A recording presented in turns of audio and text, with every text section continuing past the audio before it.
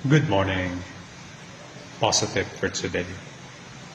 Ngayon pong Lunes, as we start our week, I just want to remind you about the gospel yesterday, the miracle of bread and fish, that Jesus can turn your little resources into a greatest miracle.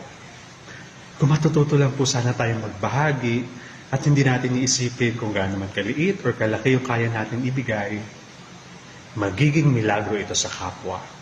Maglaan tayong oras.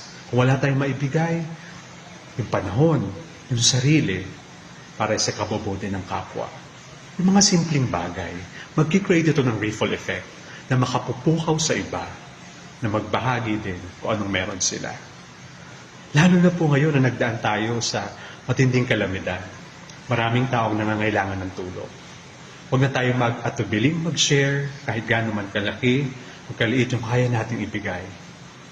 Our little resources can be a greatest miracle to others through the hands of Jesus. Love, love.